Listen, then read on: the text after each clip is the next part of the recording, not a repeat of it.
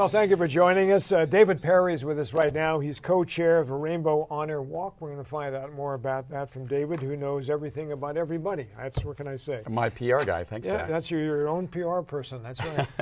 Anyway, what is the story with this now? This is a new event that you've co-created. It is. Right. This is a memorial on the sidewalks of Castro Street, and then it'll spread down Market Street to Octavia in front of the LGBT Community Center.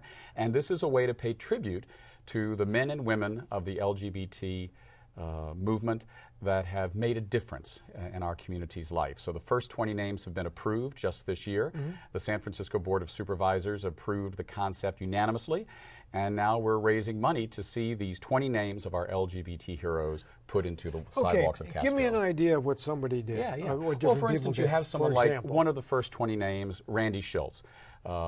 Journalist, probably covered the AIDS, HIV epidemic better than anybody. We also have Sylvester, African-American disco diva. We have Gertrude Stein. We have the first transgender activist, Christine Jorgensen. So these 20 people, these are all people who are deceased. Christine Jorgensen? Christine Jorgensen, the first transgender activist. I'm sure you read about it. Yes. Oh, I know about all those people, back actually. in the 50s and 60s. So it was very important for these first 20 names to represent the fullness of our community. Well, Christine Jorgensen was internationally famous. Absolutely. Yeah, so the thing about this walk is it's not just people that are famous in San Francisco. Yeah. These are people whose lives impacted the entire planet, we feel, and certainly our LGBT community for the better. The first 20 names, all deceased. That doesn't mean that the next 20 names, they could be someone living.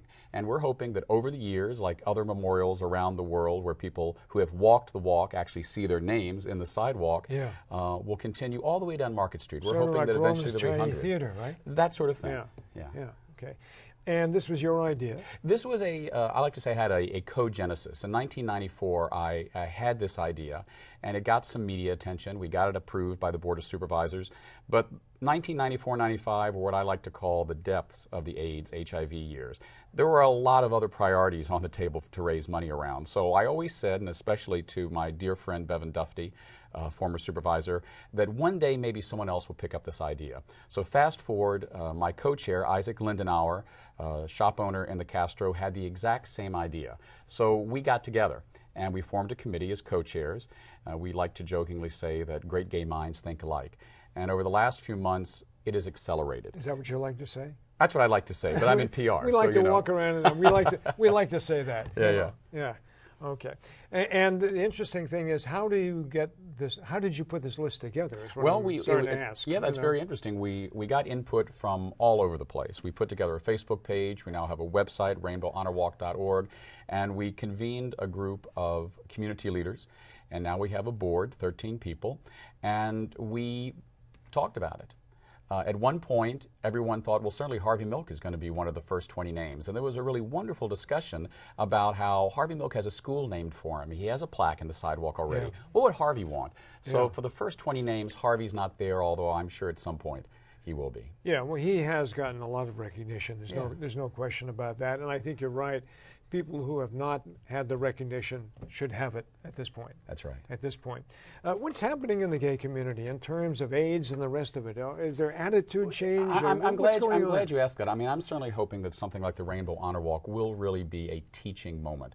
So a generation that is now too removed from AIDS, HIV, when it was just the worst thing in the world, exactly. they no longer realize that this is still a deadly terminal disease. So I'm hoping that the gay community will use this walk to educate themselves about AIDS, HIV, and a host of other issues. I think you're absolutely right, because that has, people think that happened then, not now. It is. Right. David, good to see you. David Perry's been our guest. He's co-chair of the Rainbow Honor Walk. Thank you very much for joining us. Thanks, Jack. Hey, David. Nice to see